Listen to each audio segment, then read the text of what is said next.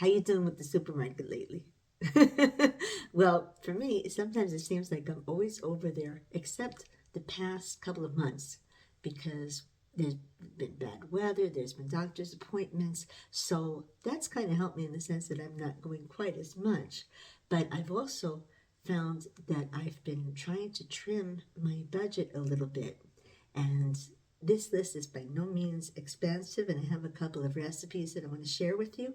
But this is just a few little things that I've done to cut that budget a little bit and save that money aside.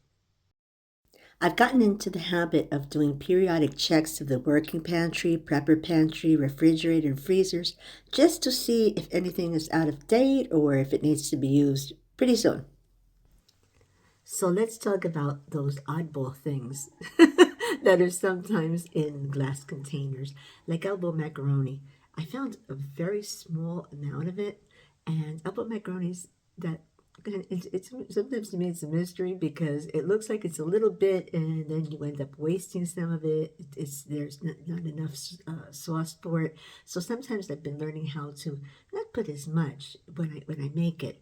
And so the problem is that I had this little bit of that was left in the glass container, but I took that, cut up some vegetables, and it became 2 servings of classic macaroni salad. Just enough. Fruits and vegetables are healthy, but only if we don't let them go to waste. I know it feels good to put them in your cart, but unless we use them, they can drain your grocery funds pretty quickly. For that reason, it's good to have the frozen varieties of vegetables, the canned varieties of vegetables, because they're going to last you a little bit more, especially like me. My husband doesn't care for broccoli at all. He refuses to eat it. He will eat spinach, but he's kind of a little bit at a time. That's it. So why should I buy a whole head of broccoli? Most of the time, I will instead get the frozen variety and use it little by little. It's just in my house that seems to work better. So, what did you recently buy that has been kind of just sitting there a little bit longer than you thought it would, but you just had to have it at the time? It's like, it reminds me of when you were kids. At least it happened in my house. My mom would say, I'm not buying that cereal unless you eat it. But now we are the adults, so we can buy it. That happened to me recently with a box of store brand Raisin Bran. Because I don't know, maybe I was feeling nostalgic, or I thought maybe I could, stretch out the bill a little bit. So I bought it on sale, and I didn't eat it for a couple of weeks. So a lot of times we do that, and before we buy other stuff, let's give it a go again. And I did. I decided one morning that I used the Raisin Bran and found it to be just as yummy as I remembered. Easy and no waste. So, you know that commercial that says, "What's in your wallet?" It's kind of the same principle, because you do stop and ask yourself, well, what's in my wallet? I have this amount of money budgeted for food. But before I spend that usual amount, why don't I see what's in the fridge? What can I use? What can I do differently with it? Let's give that idea a go with egg whites. So here are the store brand egg whites, which I like to have because they're better for my triglycerides. And as you can see, they have a use by date of February 9th, which is only a few days away, so I'm going to use up whatever's left. Typically, I eat 2 egg whites, which are a quarter cup, so this says that there are 5 servings left. Preheating the oven at 350. Using a cupcake tin, I'm going to grease and fill only 5 of them. And yes, you can spray those spots, or you can use butter, or I am using some reserved bacon fat, which, yes, that kind of defeats the purpose for the cholesterol, but you're using very little, and I want to use up also my bacon fat. That also will give a nice flavor to the egg whites. Adding some cut up peppers that we grew in the garden and I froze, some diced onions and spinach, but you can use whatever vegetables you like.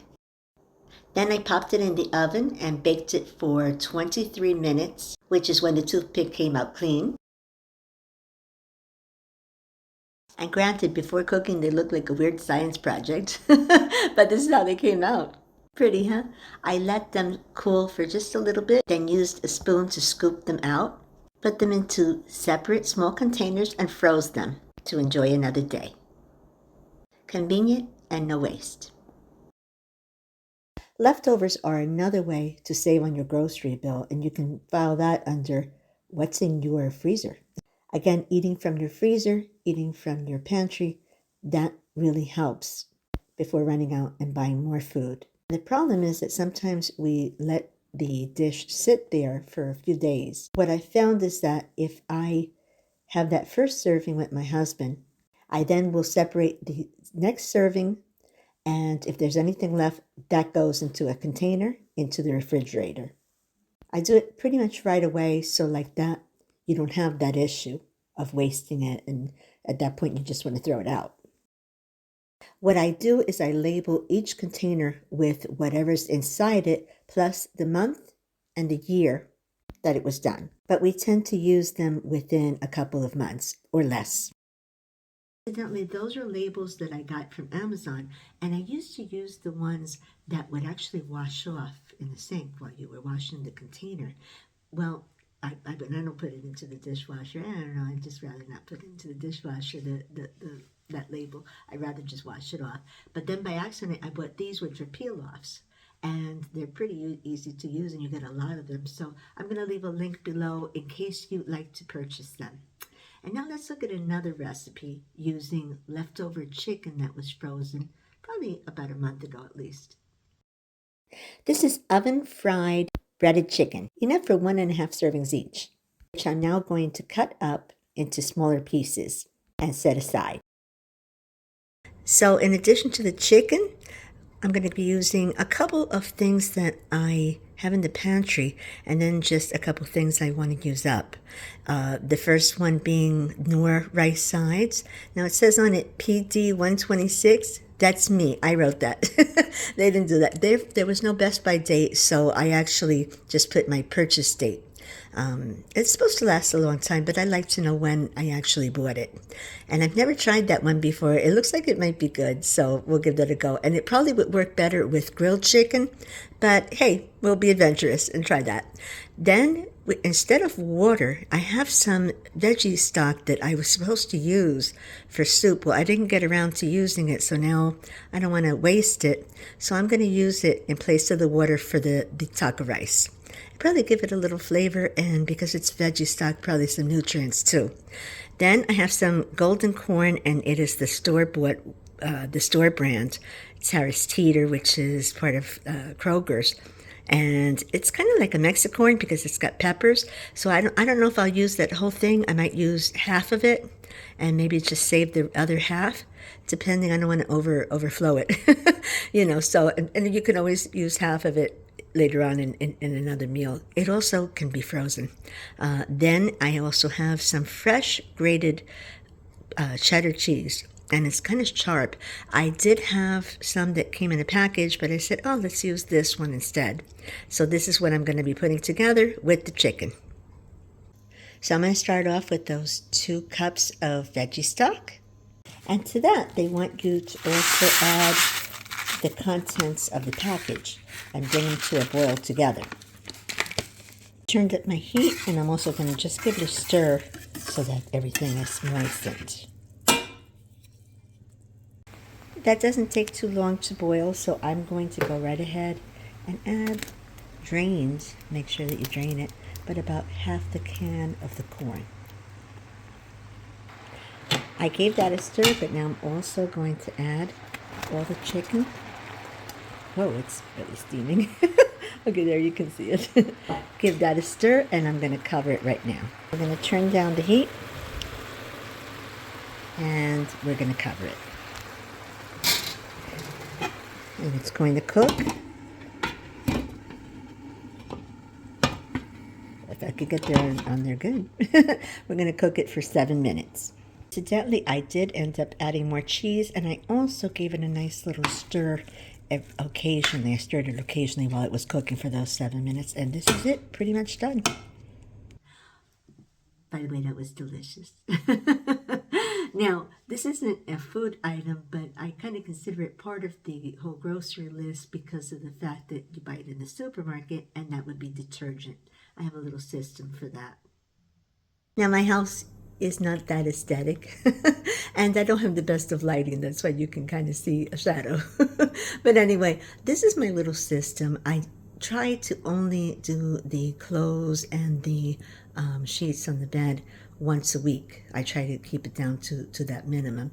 But it's different with like the linens for the kitchen, the little towels that you use, the dish towels, the rags that you use to clean. They'll be done a little bit more often during the week, maybe 2 or 3 times more often. So I also will have that, as you can tell, I just recently did it. So I do it at the lowest amount of water possible. And the other one is higher because it's more for our clothes. And I actually purchased the one on the left, the Oxydol, or anyone that doesn't cost me a lot. I use that for the only for the towels and for the kitchen linens, the tablecloths and all that, because it only cost me $1.50 in Dollar Tree. So, and it lasts me for quite a bit. Now, the one on the right is for clothes. I have sensitive skin, and so I have to use, it doesn't matter if the brand, but it should be free and clear. And just to extend it and have it last longer, I use the Oxydol instead for things, you don't have to really have free and clear for that. So I have that little system that I have set up. And the one on the left does last me, and then the one on the right, which is for clothes, and you're going to use a little bit more of it, well, that extends both of them. And this was Bill watching me film and deciding he wanted to get in on the act. It not expensive, just a few ideas and a couple of recipes that you can use. Maybe, you know what, maybe you can look in your freezer and your pantry. Yes, we can just make the chicken as is and maybe add something else to it or put it together with something else that you have in there. But it's good to also just see what works, and maybe you can come up with something new too. And you can use more than one item that you need to use up. So hopefully that helps. And maybe I'm hoping that that inspires you to save on your budget for your groceries. Just spread out your food dollars a little bit and for the household items as well. I'll be back with more ideas because there's a lot more that we can do, but it's been fun to just share that with you. And I really appreciate you being here, and I will see you on the next one. God bless.